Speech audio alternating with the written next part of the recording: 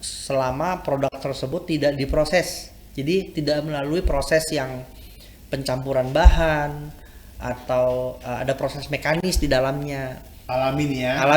Alami, maka kategorinya untuk perizinannya itu cukup menggunakan PIRT. Dia nggak tahu bahwa madu itu adalah hasil alam yang sebenarnya punya identitas sanat. Seperti misalnya sarangnya posisinya ada di mana? Maksudnya lokasi geografisnya. Oke. Sebut misalnya Garut. Oke. Berarti jelas dia sarangnya ada di daerah Garut. Dipanen di Garut. Kapan dipanennya? Januari, Februari, Maret, 20, 30, bahkan bisa sampai tanggal. Ya, jadi tempatnya atau lokasinya, kedua waktunya, ketiga nektarnya apa. Nah, kalau kita dapat peternak atau pemanjat yang amanah, mereka akan observe di sarang itu sekitarnya itu banyak pohon apa yang menghasilkan nektar. Itu jadi informasi. Jadi informasi. Jadi nektar, tanggal, waktu sama lokasi. Nah, itu adalah syarat yang disebut sebagai sanat madu.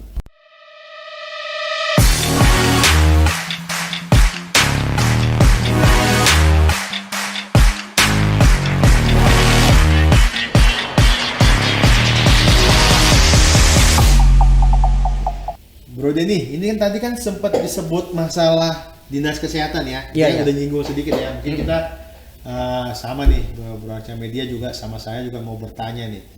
Ini kan di kemasannya Halalan Toiban ini tidak ada BP POM nih. Ya. Tadi kita juga sempat diskusi di depan tadi sebelumnya. Ini cuman kalau mungkin nanti Bro Arca Media bisa melihat ini kan ada simpan di suhu ruangan Yeah. sama kode produksi sama baik sebelum digunakan tanggalnya sama izin edar dari Dinkes. Ya. Nah ini kalau dari sisi perizinan seperti apa nih? Oke. Jadi madu sendiri kalau kita bicaranya yang raw atau dihasilkan oleh alam, maka dia adalah komoditi komoditi alam ya. Jadi sifatnya raw. Secara perizinan di Indonesia, maka itu dihandle oleh Dinas Kesehatan. Selama produk tersebut tidak diproses. Jadi tidak melalui proses yang pencampuran bahan atau ada proses mekanis di dalamnya. Alami nih ya. Alami, maka kategorinya untuk perizinannya itu cukup menggunakan PIRT. Oke, Sobat Asda Media, ini kan masalah BP POM tadi sudah disebut oleh Bro Denny. Bisa diceritain Bro Denny, PIRT sama BP POM? Oke, jadi tadi masuk ke BP POM ya, orang ngalamin BP POM ya. Jadi sebenarnya BPOM itu kan lebih kepada pengawasan terhadap pengolahan obat dan makanan ya. Jadi memang ketika bicaranya produk itu di dalamnya setelah melalui berbagai proses mekanis, juga ditambah dengan penambahan zat-zat atau substansi tertentu dalam pengolahannya, maka perlu diawasi penggunaannya. Misalnya kayak zat-zat apa atau substansi apa yang ditambahkan ke dalam makanan tersebut harus memenuhi syarat yang ditentukan oleh pemerintah. Batas ambang batasnya untuk terkait sama kesehatan ya.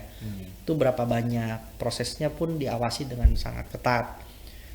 Nah, itulah sebabnya sementara madu ini nggak melalui proses tersebut sebenarnya, karena dia selama kita masih raw ya. Jadi dapat dari alam. Dari alam itu sebenarnya secara proses dia hanya disaring aja. Jadi dia kan bentuknya kayak heksagonal gitu ya di dalam sarang. Itu kita cuma tirisin doang, kita potong kecil-kecil, karena kan kalau kita langsung misalnya diperas gitu ya, itu kita juga nggak maksimal dapat jumlah madunya. Akhirnya kita potong kecil-kecil, kita biarin dia turun sendiri madunya, kita tirisin. Terus kalau memang ada sisa, itu kita peras. Itu pun kita menggunakan ada hand glove juga ya, yang dari rubber itu kita pakai, kita jaga higienisnya. Terus kita punya saringannya juga khusus yang memang tidak tembus partikel si sarang itu tadi ya gitu, sehingga kita bisa dapetin madu yang bersih lah, berkualitas lah gitu. Nah, Oke. hanya sebatas itu gitu.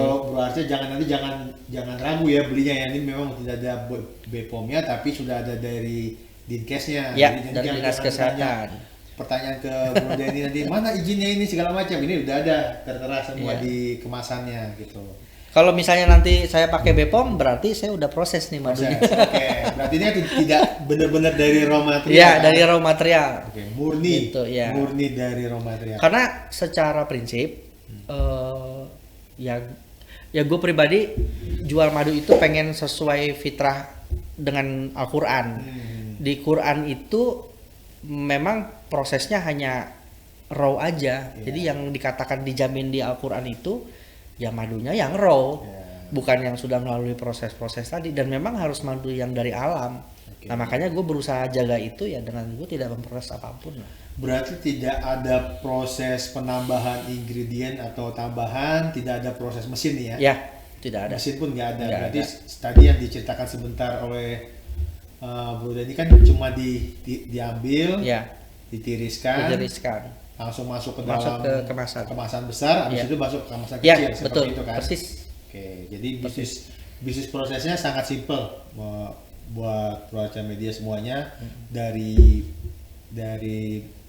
lebah yang sudah ada heksagonal tadi ya, Di sarang. sarangan tadi itu dipotong kecil-kecil. Ya, kalau yang lebah hutan ya. Ya, Kalau yang lebah dari, maksudnya madu dari hutan liar ya. Tapi kalau madu yang yang ternak, nah, itu kan dia pakai kotak stup. Jadi kita sediakan kotak, kita koloninya di dalam situ, lembaran papannya itu kita pakai alat rotator. Nah jadi ekstraksi madunya nggak lagi ditirisin, tapi kita pakai ekstraktor diputer. Oh, diputer. Nanti mungkin dokumentasinya bisa Ya, oke. bisa Nanti bisa kita- dibantu ya ya, gitu ya. nanti.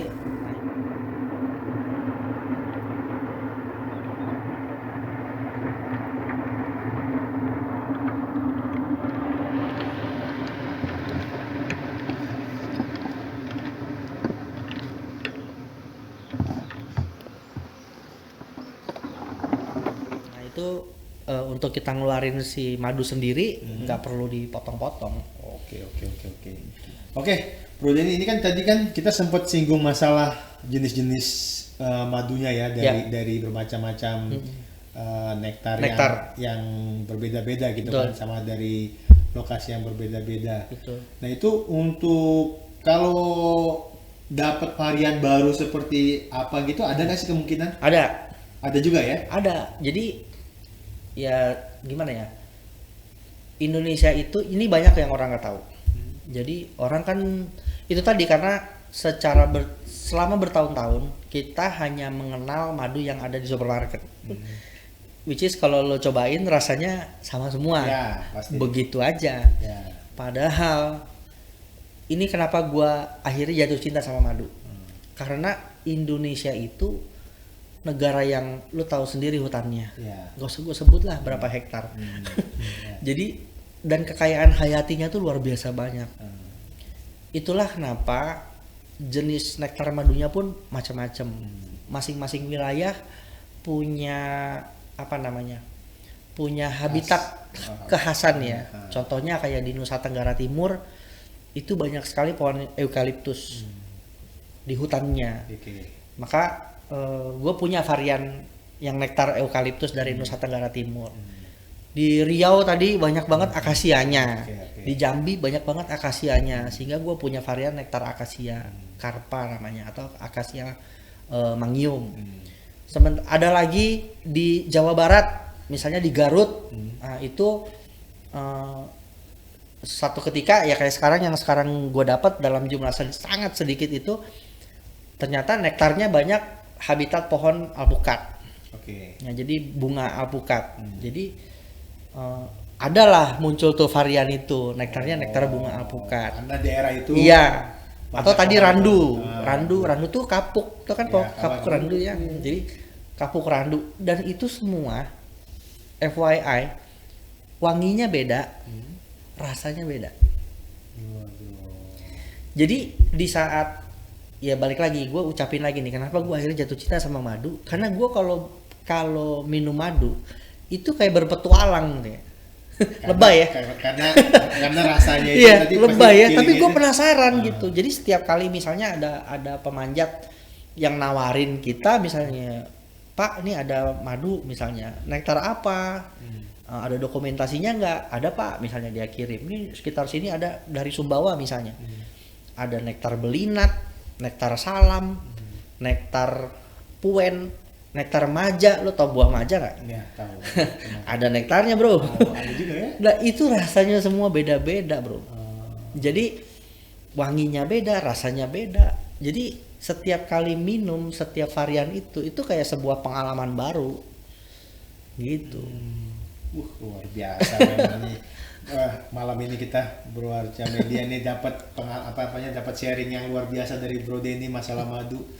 Jadi kalau tadi berarti dari bisnis prosesnya dari nektar tadi, dari sarangnya tadi beda-beda, maka dapatkan juga variannya. Berarti secara produksi setiap tahun pun itu pasti banyak variannya. Betul, variannya. variannya banyak banget. Okay.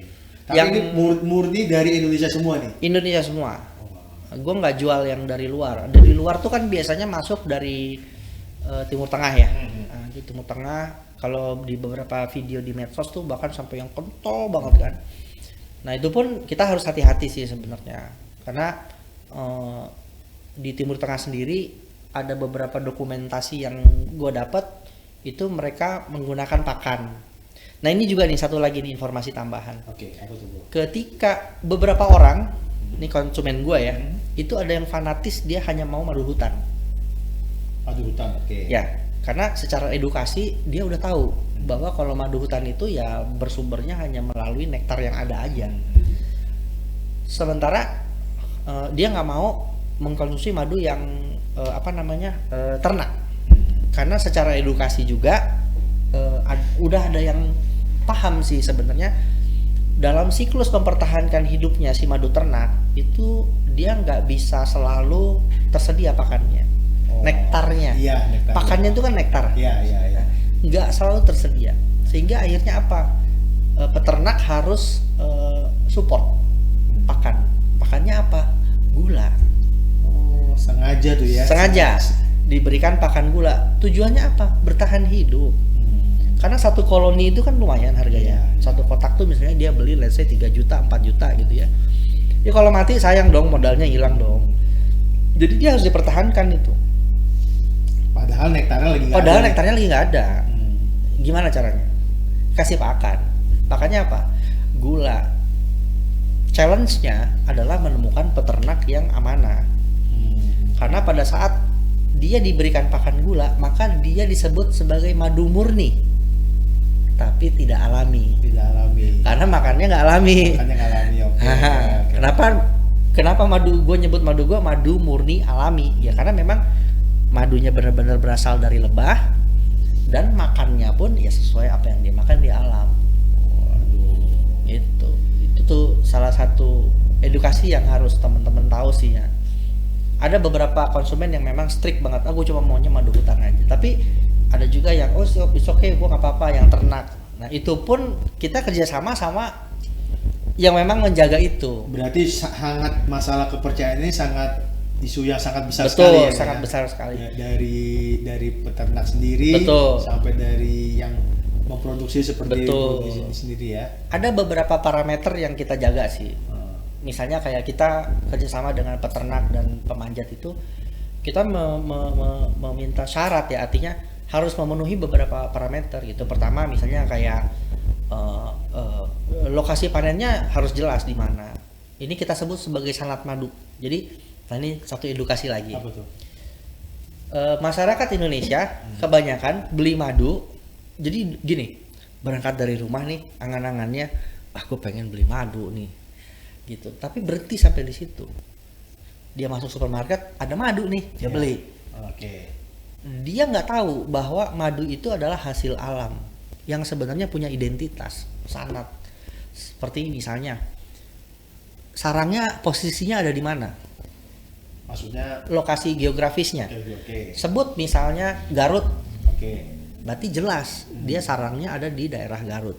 Dipanen di Garut. Kapan dipanennya? Januari, Februari, Maret, 20, 30, bahkan bisa sampai tanggal. Ya, jadi tempatnya atau lokasinya, kedua waktunya. Ketiga, nektarnya apa? Oke.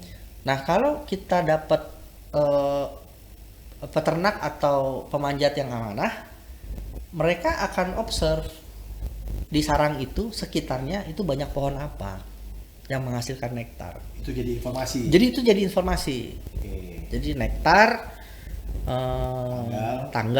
waktu sama lokasi. Oke. Nah itu adalah syarat yang disebut sebagai sanad madu. Jadi harus jelas. Banyak pembeli madu tidak pernah menanyakan itu.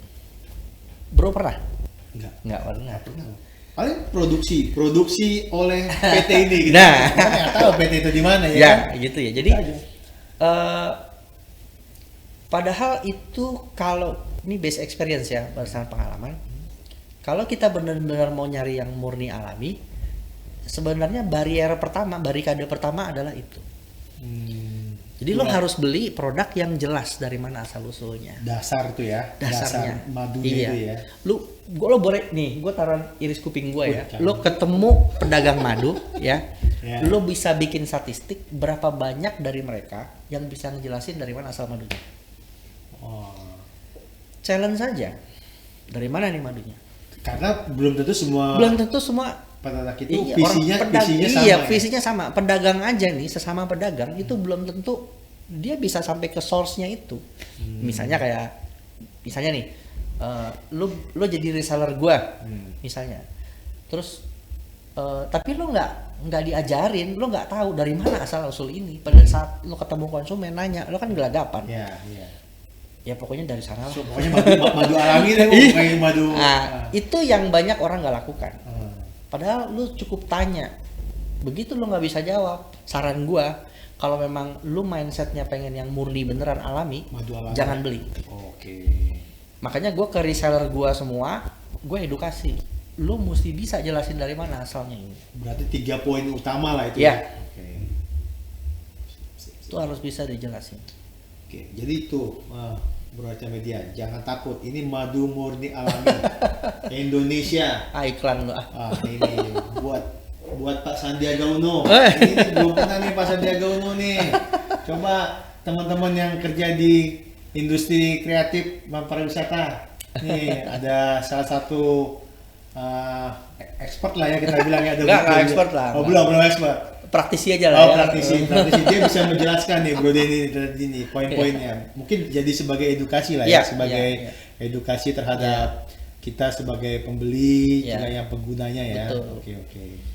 Terus Bro Denny tadi kan untuk masalah nektar ya berarti ya. Tapi kalau dari jenis lebah sendiri juga ada khusus ya berarti ya. Itu bagian dari edukasi atau memang udah sebagai just flow sebagai alami gitu aja? Edukasi juga sih. Jadi kayak misalnya gini ya, secara garis besar kita bicara yang umum aja lah. Karena kalau dirinciin bicara spesies banyak banget. Tapi secara umum yang orang awam menurut saya tuh kalau bisa tahu, jadi terbagi 3 golongan besar sebenarnya. Yang pertama adalah madu tadi dari yang berasal dari lebah Apis dorsata. Apa itu lebah Apis dorsata? Lebah yang liar, hidupnya di hutan. Biasanya secara fisik ukurannya besar-besar, sarangnya juga gede. Nah, itu namanya lebah Apis dorsata. Yang kedua adalah lebah Apis mellifera. Itu yang tadi saya bilang diternakin, ukuran lebahnya lebih kecil. Ratunya tuh bisa ditangkarin, ibaratnya nggak kemana-mana, nggak kabur. Pokoknya, dan bicara soal tingkat keganasan ya nggak seganas yang tadi madu hutan ya. Itu lebah Apis mellifera. Yang ketiga ada saat ini mungkin 2-3 tahun belakangan ini mulai merebak, itu adalah lebah trigona. Lebah trigona. Kalau di Jawa disebutnya lebah kelanceng atau di beberapa daerah kelulut. Gitu. Jadi itu lebahnya kecil. nggak punya sengat, jadi dia nggak bisa ngentup tuh ya istilahnya, Oh, nggak ada ngentup. sengatnya. Oh. Itu gedenya kayak lalat. Oh kecil-kecil gitu ya? Kecil-kecil. Iya pernah lihat sih, pernah lihat. Kecil-kecil. Heeh. Habitatnya sarangnya bisa dia di bambu, di dalam batang pohon, di dalam tanah. Itu memang jenis-jenis lebah itu? Memang jenis lebah. Jenis lebah. Lebah. Nah, jadi 3 garis besar. Di luar itu nanti ada apis cerana dan lain-lain. Tapi secara garis besar yang beredar di Indonesia saat ini 3 itu. Karakternya beda-beda. Madu yang dihasilkan. Kalau yang apis dorsata atau lebah hutan tadi itu biasanya secara umum nih ya, ini secara umum lebih anget. Dirasain pada saat kita konsumsi itu ke badan lebih anget, di tenggorokan juga terasa lebih anget. Yang mellifera lebih kalem. Gitu. Yang trigona itu encer. Jadi dia madunya kadar airnya bisa sampai 27, 28, 29%. Ada di luar nih Itama nih. Ini kalau bisa dilihat barangkali di kamera ya. Ini kan encer banget compare dengan ini nih. Iya, ini lebih kental nih. Ya, ini encer nih. Iya. Nah, ini Oke. ini tadi yang disebut lebah trigona nih. Oh. Nah, jadi Yang kecil-kecil tadi itu ya? ya yang kecil-kecil tadi gitu. Nah, harganya jauh lebih mahal. Yang mana? Trigona. Yang kecil-kecil? Iya. Gitu. Daripada yang pertama yang dorsata itu? Iya. Kenapa? Kenapa tuh? Balik lagi. Iya. Supply dan Oh, demand. supply. Oh, oke. Jadi karena dia ukurannya kecil, sarangnya juga kecil. Jadi kecil. Satu sarang, satu kotak kalau dia bisa diternakin itu paling 1 kilo, 1,5 kilo. Oke. Bandingkan dengan misalnya mellifera yang satu sarang kotak tuh bisa dapat 6 kilo. Atau dorsata misalnya yang kalau dia dapat sarangnya gede tuh bisa 7 kilo, 8 kilo. Oke. Berarti juga berpengaruh ya dari cuman bukan hanya nektar, Betul. geografis. Dan secara penelitian, nah ini kenapa saya bilang Malaysia lebih maju, mereka sudah banyak meneliti. Di kita di IPB juga udah mulai muncul ya, maksudnya udah mulai dipublish literaturnya, kandungannya jauh lebih tinggi, bisa berkali-kali lipat dari yang 2 varian lainnya. Gitu. Antioksidannya lebih tinggi. Ya secara otomatis khasiatnya juga jauh lebih tinggi. Oke. Cuma rasanya yang jadi musuh. Rasanya kenapa tuh? Dalam benak bro, madu rasanya apa? Manis. Iya. Dia kecut, asam. Oh gitu. Ada manisnya, tapi lebih kuat kecutnya. Tapi itu kecut bukan karena ditambahkan. Enggak, Memang alami begitu. Wah, luar biasa ya. Dan ini yang paling banyak sebenarnya kalau penggemar madu ya, maksudnya ini termasuk yang memang jadi andalan lah pada saat kita sakit, punya masalah dengan pencernaan, lambung, terus kita mau flu, pilek itu, ini base experience ya, saya yang make atau beberapa konsumen dia lebih cepat reaksinya. Oh, yang si Trigona, madu Trigona tadi. Trigona ya. Iya, itu. Oke. Jadi Bro Arca Media nih, dari tadi penjelasan dari Bro Denny kan masalah nektar, lebahnya, geografisnya, waktu pengambilannya. Jadi nggak perlu takut lagi nih mengkonsumsi yang diproduksi sama Bro Denny nih kan. Tapi menarik tadi, agak sedikit kita bedah sedikit deh bro, ini masalah kekentalan tadi deh. Itu kan tadi kan kalau ngelihat keenceran ini kan, ini kalau bisa dilihat kan jauh lebih encer nih. Iya. Nah ini, tapi secara khasiat gimana? Maksudnya tadi kan diterangkan itu tidak ada masalah kan? Tapi secara kita bicara standar lah, standar madu itu seperti apa tuh berarti? Kalau gini. Gua pribadi dalam memasarkan madu itu mencoba mempelajari dahulu. Gue berusaha sebisa mungkin untuk bisa menghadirkan kajian ilmiah.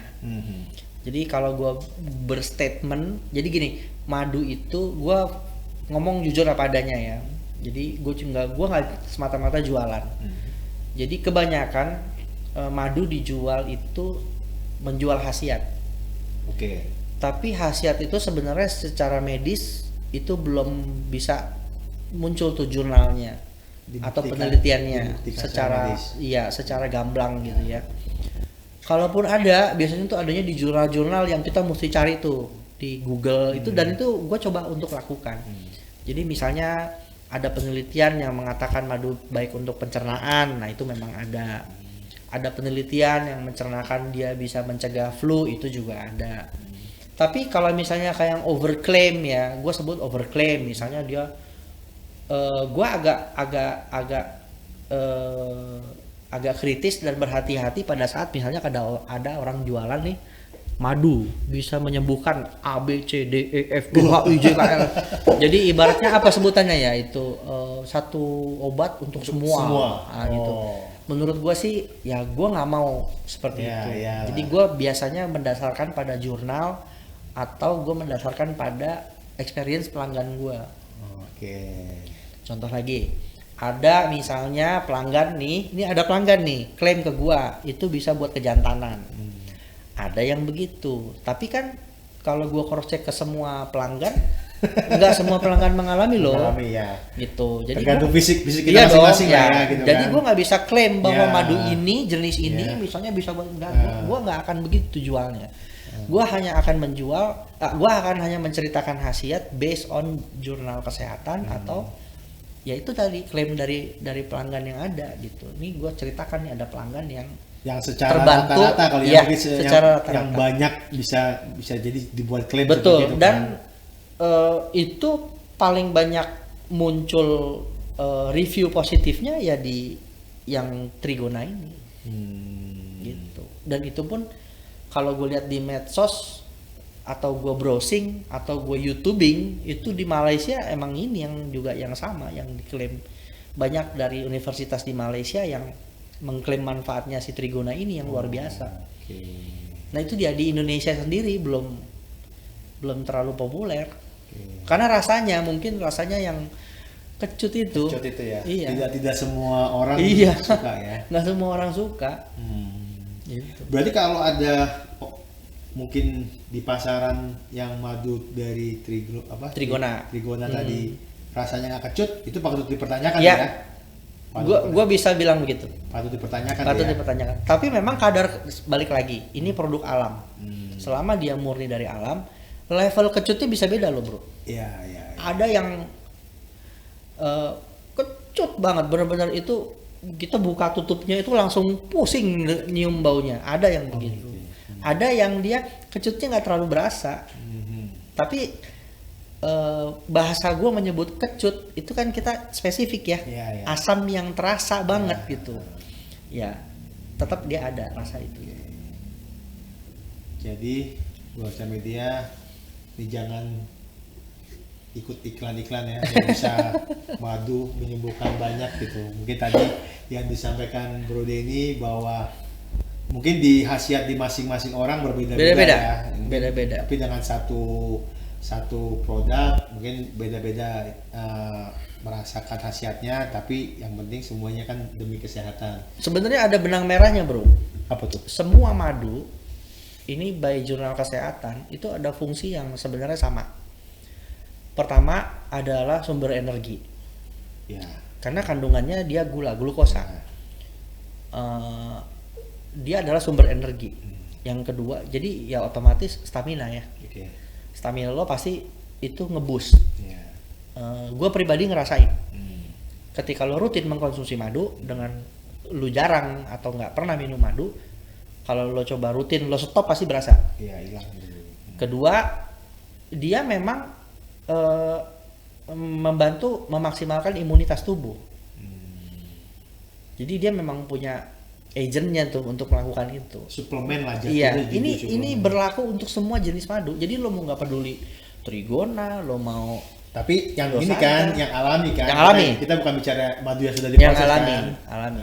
Kalau madu yang diproses tadi misalnya, lu merasa bahwa lu stamina lo tambah, ya iya kan sama-sama gula yang lo makan.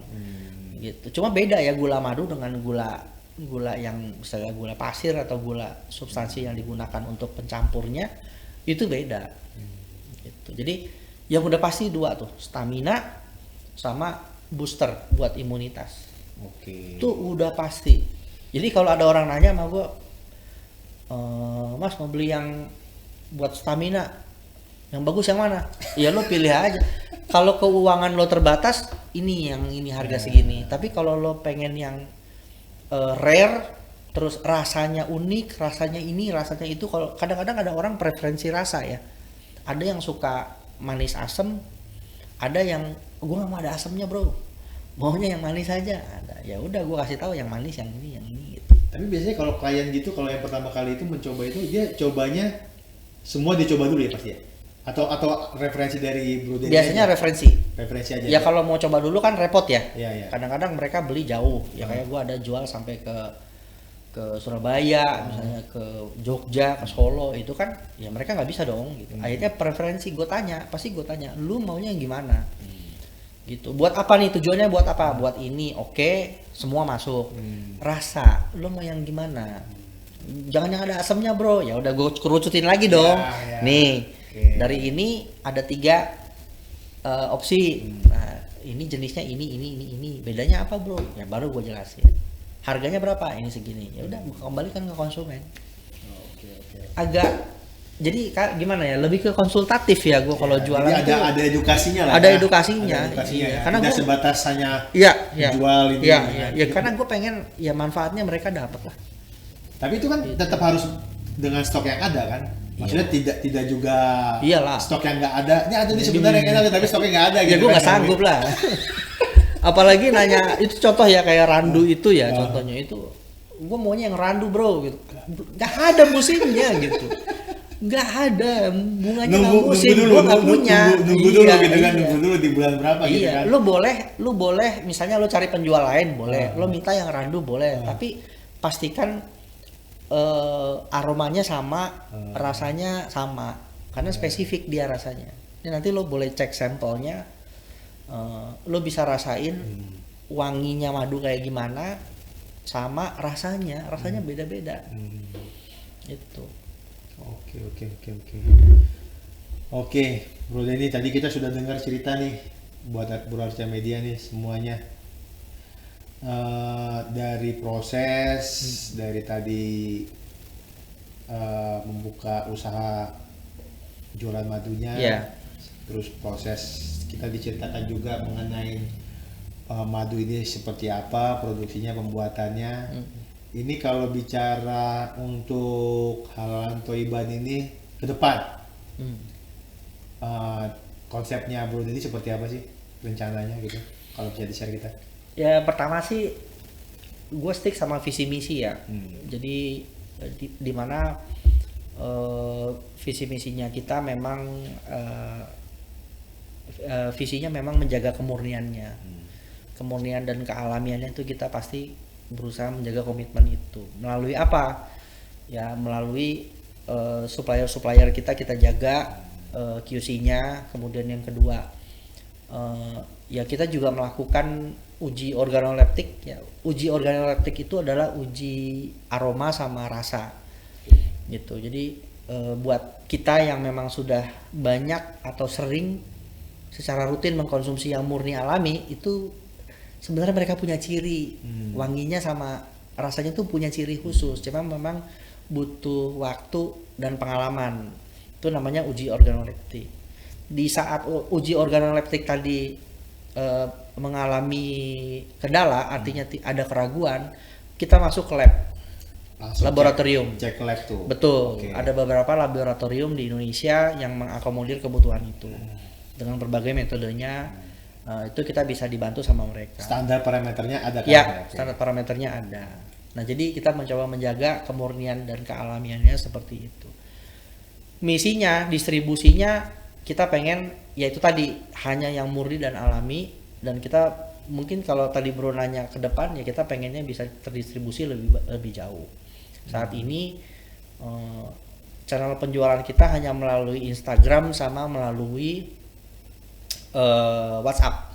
Ini berarti belum ada nih distributor di kota-kota ibu kota provinsi belum, ini kemana nih? Belum ada distributor di kota-kota besar, belum ada. Ada sih beberapa reseller Tapi ya gua belum bisa sebut sebagai distributor lah ya, karena volumenya juga masih belum besar. Berarti ada peluang nih buat Ada peluang. buat Bro Armet yang mau Ya. mau coba Ya, buka ada usaha peluang. ini. Boleh. Boleh ya, oke. Boleh. Jadi nanti prosedur sama benefitnya seperti apa ya itu kita bisa share lah. Oke. Tinggal dihubungin aja. Oke. Jadi Bro Armet ini nanti ada linknya dari Bro Denny, kita share nanti Instagramnya, juga YouTube-nya. Nanti mungkin bisa menghubungin jika ingin menjadi distributor atau reseller atau ingin mencoba sendiri Ya. produksi dari Halal Thayyiban ini, produksi madu dari Bro Denny. Ya. Oke, Bro Denny, ini untuk kita bilang penutup lah ya. Mungkin ada yang mau Bro Denny sampaikan ke viewer dari Armet ini, semacam mungkin semangat atau motivasi. Tadi kan mulainya ini aja kita bilang kan dia dengan modal yang tidak besar gitu kan, tapi sudah bisa memberikan kontribusi nih buat mungkin dari teman-teman yang ada atau saudara-saudara yang lain, membuka pekerjaan kan, membuka usaha-usaha dari pengusaha madu yang lain sehingga terbantu untuk distribusi dan segala macam. Mungkin ada yang mau disampaikan kepada Bro Armet semua nih? Oke. Ada beberapa sih mungkin poin ya. Silakan. Ada yang bilang gini, memang apa yang gue jalanin belum tentu cocok dengan orang lain jalanin. Tapi dari pengalaman sih gue ngerasa ada benang merah yang sebenarnya harus ada di tiap diri kita gitu loh bro, terkait sama kita mau mulai usaha. Jadi pertama itu kalau menurut gua lo mesti dapetin motivasinya sih, needs-nya. Lo needs-nya apa sih? Gitu. Kalau cuma sekedar buat iseng-iseng sih ya mungkin kemungkinan besar, gua nggak bilang nggak mungkin ya, tapi kemungkinan besar nggak maju gitu. Tapi ketika lo ada needs-nya dan needs-nya itu kuat, motivasinya tinggi, itu justru jadi baterai sebenarnya. Di saat lo jualan sepi, challenge-nya gitu nih ya, jualan sepi nih ya. Jualan itu kalau laku nggak usah ngomong lah enak. Tapi kalau jualan nggak ada yang beli, disitulah lo butuh baterai tadi yang gue maksud. Motivasi lo seberapa? Apakah motivasi lo cukup hanya sekedar iseng-iseng aja atau memang wah gila nih anak gue buat makan, buat sekolah. Lo bisa temuin motivasi itu banyak. Itu yang pertama. Yang kedua, jangan kebanyakan mikir lah bro. Jangan kebanyakan nanti iya gitu. Jangan kebanyakan nanti gue mau analisa begini, analisa perlu tapi udah sebatas analisa aja, jalan aja dulu. Gue juga kesandung juga, kesandung tadi suppliernya, ya begitulah ya gitu, kesandung mau bikin desain kemasan gitu segala banyak lah kesandungnya, tapi udah jalanin aja. Nanti kita otomatis belajar sendiri kok gitu. Jadi tadi pertama motivasinya harus ada, temukan motivasinya. Kedua ya nggak usah muluk-muluk tadi ya, jalan aja dulu, udah jalan. Yang ketiga komitmen. Jadi ya tadi gue bilang, di saat lo jualan laku nggak usah diomongin, tapi di saat lo sepi gimana lo bisa komit apa yang lo jual.